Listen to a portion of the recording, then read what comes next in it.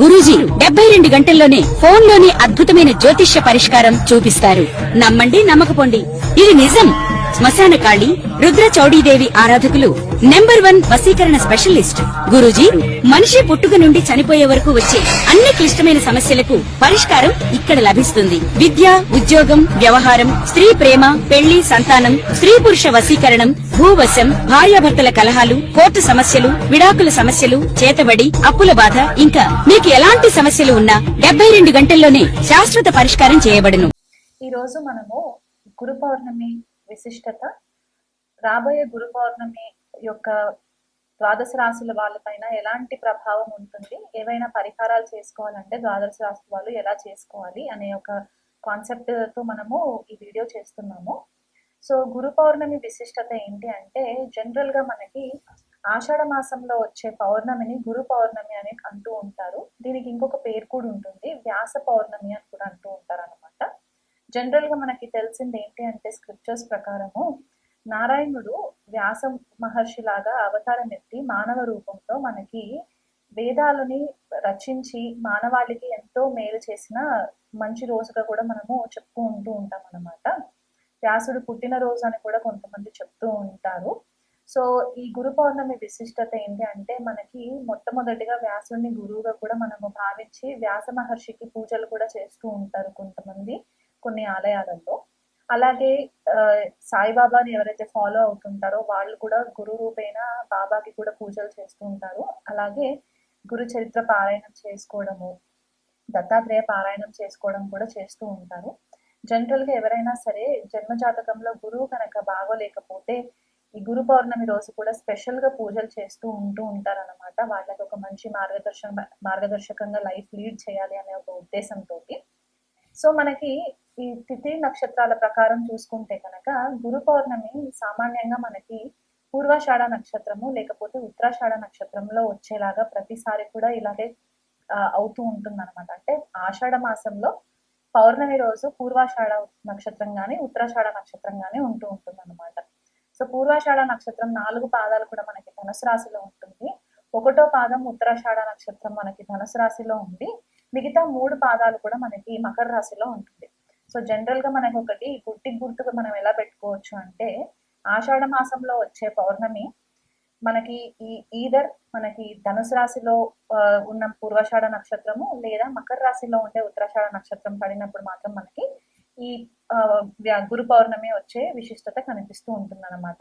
అయితే మనకి జనరల్ గా అంటారంటే, ఈ 2 నక్షత్రాలు కూడా ఎలాంటి ఆబ్స్టికల్స్ ఉండి మనకి అసలు పనులు అవ్వట్లేదు, మనము ముందుకు వెళ్ళట్లేదు అని అనుకున్నప్పుడు ఈ నక్షత్రాలు మనకి సామాన్యంగా విజయవంతంగా మనకి సక్సెస్ ని తీసుకువచ్చే నక్షత్రాలు అనమాట. అంటే ఎంత కష్టమైనా సరే అల్టిమేట్ గా మనకి సక్సెస్ అనేది మాత్రం ఖచ్చితంగా ఈ నక్షత్రాలలో రావడానికి ఆస్కారం ఉంటుంది.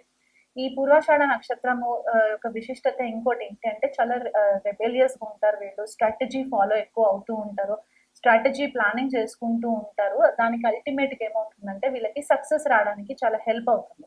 అదే ఉత్తరాషాఢ నక్షత్రం కనుక తీసుకున్నట్లయితే కనుక వీళ్ళు చాలా బేస్ లెవెల్లో నుంచి స్టార్ట్ చేసుకొని అల్టిమేట్ గా ఒక మెట్టు పై మెట్టు ఎక్కుకుంటూ వీళ్ళు అల్టిమేట్ గా సక్సెస్ లీడ్ చేయడానికి కూడా మనకి హెల్ప్ అవుతుంది అనమాట. ఉత్తరాషాఢ నక్షత్రం చాలా రెబేలియస్ ఎనర్జీ ఉంటుంది వీళ్ళకి, పట్టు వదలని విక్రమార్కుడు లాగా ఫైట్ చేస్తూ ఉంటారు అనమాట. సో ఈ 2 నక్షత్రాల విశిష్టత అది. అలా కాకుండా మనకి ధనుసు రాశి మనకి ఇంపార్టెన్స్ ఇక్కడ ఏమవుతుందంటే, కాలపురుష కుండలిలో మనకి 9వ స్థానము లేదా భాగ్యస్థానం అని చెప్తూ ఉంటాము. అండ్ గురు బృహస్పతి రూల్ చేసే ఒక రాశి లాగా కూడా చెప్తూ ఉంటాం అనమాట ధనుసు రాశి.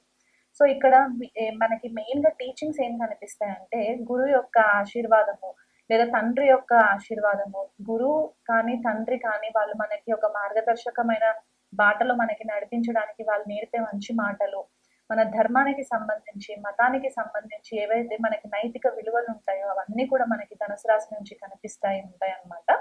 అలా కాకుండా ట్రెడిషనల్ గా అంటే ఒక పద్ధతి ప్రకారంగా ట్రెడిషనల్ వాల్యూస్ ఏవైతే మనకి ఉంటాయో అవి, స్క్రిప్చర్స్ మనకి క్లాసికల్ స్క్రిప్చర్స్ ఏవైతే ఉంటాయో, శాస్త్రాలు ఏవైతే ఉంటాయో, లేకపోతే హయ్యర్ లెర్నింగ్ మనం ఏదైతే ఇంకెక్కువ స్థాయిలో చదువుకోవాలి, మనకి జ్ఞానం అర్జితం చేసుకోవాలనుకునే వాళ్ళు ఎవరైతే ఉంటారో ఇదంతా కూడా మనకి ధనుసు రాశిలో నుంచి ఎక్కువ మట్టుకు మనకి కనిపించే ఛాన్సెస్ ఉంటాయి అన్నమాట. అదే మకర రాశి ఉత్తరాషాఢ నక్షత్రం అని చెప్పేసి అనుకున్నాం కదా, అక్కడికి వచ్చేసరికి ఏమవుతుందంటే శని రూల్ చేస్తారు మకర రాశిని. సో ఇక్కడ ఏమవుతుందంటే చాలా స్ట్రాటజిక్ గా, చాలా ఓర్పుతో, డిసిప్లిన్ తో మనకి ఈ ఒక్కొక్క స్టెప్ వేసుకుంటూ వెళ్ళడానికి ఉంటుంది. ఇప్పుడు ఇక్కడ ధనుసు రాశికి వస్తే మనకి ధర్మబద్ధంగా ఎలాగైతే ఉంటామో, మకర రాశికి వచ్చేసరికి న్యాయబద్ధంగా మనము లైఫ్ లీడ్ చేయడానికి, సక్సెస్ ఓరియంటెడ్ గా ఉండడానికి, మనకి ఎథికల్ మారల్ వాల్యూస్ ఉండడానికి కూడా మనకి చాలా మట్టుకు ఈ నక్షత్రాలు హెల్ప్ చేస్తాయి.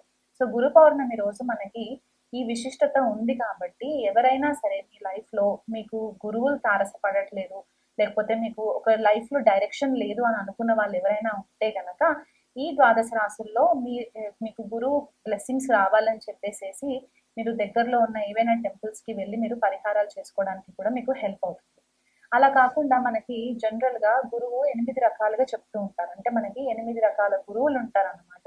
సో వాళ్ళని ఏమంటారు అనేది కూడా మనం తెలుసుకుందాం. మనకి బోధ గురు, వేద గురు, నిషిద్ధ గురు, కామ్య గురు, వాచక గురు, సూచక గురు, విహిత గురు, కారణ గురువు, నిషిద్ధ గురువు, ఇలా మనకి 8 మంది గురువులు ఉంటారు అనమాట. అంటే ఒక్కొక్క లెవెల్లో ఒక్కొక్క గురువు యొక్క ఇంపార్టెన్స్ మన లైఫ్ లో వస్తూ ఉంటుంది. సో ఈ 8 రకాల గురువులలో మెయిన్ గా మనకి అల్టిమేట్ రిజల్ట్ వచ్చే గురువు ఎవరు ఇస్తారు అని అంటే కారణ గురువు ఇస్తారు అనమాట.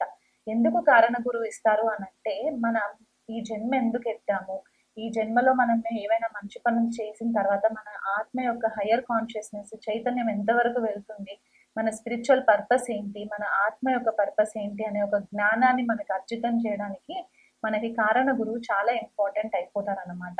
మిగతా గురువులందరూ కూడా మనకి పుట్టినప్పటి నుంచి ఒక్కొక్క స్టెప్ మనకి ఎదుగుతున్న కొద్దికి మనకి హెల్ప్ అవుతూ ఉంటుంది. కాకపోతే అందరి లైఫ్ లో మనకి ఫస్ట్ ఇంపార్టెంట్ గురువు మనకి తల్లి అవుతుంది కాబట్టి మదర్ మనకి ఫస్ట్ గురువు అవుతారు, తర్వాత తండ్రి సెకండ్ గురువు అవుతారు, తర్వాత మనకు వచ్చే స్కూల్లో టీచర్స్ అవ్వచ్చు, మన మెంటర్స్ అవ్వచ్చు, కాలేజ్కి వెళ్ళిన తర్వాత మన లెక్చరర్స్, ప్రొఫెసర్స్ ఎవరైతే ఉంటారో వాళ్ళు గురువులు వస్తూ ఉంటారో. ఆధ్యాత్మిక మార్గంలో ఉండే గురువులు వేరే రకంగా ఉంటారు కాబట్టి ఈ గురువు రూపేణ మనకి అందరి నుంచి మనకి ఏవైనా మంచి మాటలు నేర్చుకోవడానికి, మనలో ఉన్న చీకటిని తొలగించి లైఫ్ ని ఒక వెలుగులోకి తీసుకెళ్లడానికి గురువు యొక్క ప్రాముఖ్యత చాలా ఇంపార్టెంట్ ఉంటుంది. కాబట్టి ఈ గురు పౌర్ణమి విశిష్టతని బట్టి ద్వాదశ రాశుల వాళ్ళకి ఎలాంటి పరిహారాలు చేసుకుంటే బాగుంటుందో ఈ వీడియోలో చెప్తాను. వృశ్చిక రాశి వాళ్ళకి గురువు వచ్చేసి ద్వితీయ భావాన్ని, పంచమ భావాన్ని రూల్ చేస్తూ ఉంటారండి. సో ఇక్కడ వీళ్ళకి ఏంటంటే లగ్నంలో గురువు ఉన్న, అంటే ఇక్కడ ద్వితీయాధిపతి లగ్నంలో ఉండడం అంటే ధనయోగానికి కూడా ఒక మంచి కాంబినేషన్ గా మనం చెప్పుకోవడానికి ఆస్కారం ఉంటుంది. వృశ్చిక రాశి మళ్ళీ గురువుకి ఫ్రెండ్లీ హౌస్ అవుతుంది కాబట్టి అక్కడ చాలా మంచి రిజల్ట్స్ ఇవ్వడానికి ఉంటుంది. ఎలాంటి రిజల్ట్స్ అంటే వీళ్ళకి చదువు విషయంలో కొద్దిగా ఇంట్రెస్ట్ ఎక్కువ ఉండడము, గుప్త విద్యల పట్ల కొద్దిపాటిగా ఇంట్రెస్ట్ ఉండడము, చాలా సీక్రెసీస్ మెయింటైన్ చేయడము, సీక్రెట్ నాలెడ్జ్ గ్యాదర్ చేయడానికి కొద్దిపాటిగా అనుకూలంగా ఉండడానికి హెల్ప్ అవుతుంది. ద్వితీయాధిపతి ద్వితీయ భావంలో ఉంటే కుటుంబంలో చాలా మంచి మెరుగు ఉంటుంది, కుటుంబ సభ్యుల నుంచి మంచి ప్రేమని పొందడానికి ఛాన్సెస్ ఉంటాయి. ఆర్థికంగా కూడా వీళ్ళు మంచి పెద్ద కుటుంబంలో పుట్టిన వాళ్ళు ఉంటారు, అంటే వీళ్ళు పుట్టేదానికంటే ముందు మంచి స్థిరాస్తులు కలిగిన వాళ్ళు అలాంటి ఇళ్లలో పుట్టడానికి కూడా ఛాన్సెస్ ఉంటుంది. తృతీయ భావానికి వచ్చేసరికి ఏమవుతుందంటే ఇక్కడ నీచ అందుతారు కాబట్టి కొద్దిపాటిగా తోబుట్టువులతోటి, ఇరుగు పొరుగు వాళ్ళతోటి కొద్దిపాటిగా కాన్ఫ్లిక్ట్స్ రావడానికి ఛాన్సెస్ ఎక్కువ కనిపిస్తూ ఉంటాయి వృశ్చిక రాశి వాళ్ళకి. చతుర్థ భావంలో ఉన్నా కూడా పంచమాధిపతి ద్వితీయాధిపతి చతుర్థ భావంలో ఉంటే మాతృవర్గం నుంచి, తల్లి దగ్గర నుంచి మంచి ప్రేమని పొందడానికి, మంచి గైడెన్స్ రావడానికి, తల్లి వీళ్ళకి ఒక మొదటి గురువులాగా ఉండి మంచి గైడెన్స్ ఇవ్వడానికి కూడా చాలా ఛాన్సెస్ ఎక్కువ ఉంటాయి. తల్లి కూడా ఆధ్యాత్మిక మార్గంలో ఉండడానికి కూడా చాలా ప్లస్ పాయింట్స్ ఎక్కువ కనిపిస్తూ ఉంటాయి. పంచమంలో ఉన్నట్లయితే కనుక పిల్లల విషయంలో కూడా వీళ్ళు మంచి డెసిషన్స్ తీసుకుంటూ ఉంటారు, పిల్లలు మంచి ఉన్నత స్థితిలో ఉండే ఛాన్సెస్ ఉంటాయి. పిల్లల కోసం డబ్బుని ఖర్చు పెట్టడానికి కూడా వీళ్ళు వెనకాడరు అని కూడా చెప్పుకోవచ్చు. అదే గనక భాగ్యస్థానంలో ఉన్నా కూడా వీళ్ళకి బెటర్ రిజల్ట్సే వస్తాయి. ఎందుకంటే వృశ్చిక రాశికి భాగ్యస్థానం మనకి కర్కాటక రాశి అవుతుంది కాబట్టి ఉచ్చలో ఉంటారు కాబట్టి అక్కడ కూడా వీళ్ళకి మంచి ఫేవరబుల్ రిజల్ట్స్ వస్తాయి. అక్కడ ఉన్న గురువు లగ్నాన్ని, పంచమాన్ని చూస్తారు కాబట్టి పిల్లల విషయంలో కూడా పిల్లలు ఎలాగైతే ఎదుగుతూ ఉంటారో వీళ్ళకి ఆర్థిక పరిస్థితులలో కూడా వీళ్ళకి మంచి ఫేవరబుల్ రిజల్ట్స్ రావడానికి ఆస్కారం ఉంటుంది.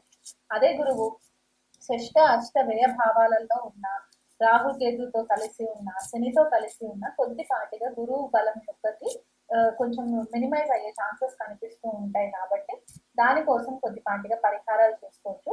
ఈ గురువు గోచార రీత్యా కూడా కొన్నిసార్లు మనకి షష్ట అష్ట వ్యయ భావాలలో కూడా గోచారం జరుగుతూ ఉన్నప్పుడు ఏమవుతుందంటే గృహ వాతావరణంలో కొద్దిపాటిగా డిస్టర్బెన్సెస్ రావడము, భార్యాభర్తల మధ్య కొద్దిపాటిగా ఇష్యూస్ రావడము, లేదా పిల్లల ఆరోగ్యం పట్ల హాస్పిటల్స్ కి డబ్బులు ఖర్చు పెట్టడము, లేకపోతే వీళ్ళే కంప్లీట్ గా ఐసోలేట్ అయిపోవడము, ఇన్కమ్ ట్యాక్స్ విషయంలో ప్రాబ్లమ్స్ రావడము, ఇన్హెరిటెన్సెస్ విషయంలో ప్రాబ్లమ్స్ రావడము, గోచారంలో కూడా మనకి కొన్నిసార్లు ఆ గురుబలం లేకపోతే ఎఫెక్ట్స్ కనిపిస్తూ ఉంటాయి. కాబట్టి దానికి మీరు గురువు అనుగ్రహం పొందడానికి ఏంటంటే పసుపు క్లాత్ తీసుకొని ఒక బ్లౌజ్ పీస్ తీసుకొని అండ్ కిలోం పావు శనగలు గురువుకి దానం ఇచ్చినట్లయితే మీకు మంచి ఫేవరబుల్ రిజల్ట్స్ వస్తాయి. స్పెసిఫిక్ గా ఇది గురు పౌర్ణమి రోజు చేసుకోండి. అండ్ వృశ్చిక రాశి వాళ్ళకి జనరల్ గా చంద్రుడు నీచలో ఉంటారు కాబట్టి గురు పౌర్ణమి రోజు లలితాదేవినే పరమేశ్వరిగా అనుకుని మీరు లలిత సహస్రనామ పారాయణాలు చంద్రుడి వెన్నెల్లో కూర్చొని లలిత సహస్రనామం చదువుకోవడము, అదే విధంగా చంద్రుడి వెన్నెల్లోనే కూర్చొని 108 సార్లు గురు బీజమంత్రం కనుక మీరు చాంటింగ్ చేసుకున్నట్లయితే కనుక మీకు మంచి గురుబలం యొక్క బ్లెస్సింగ్స్ రావడం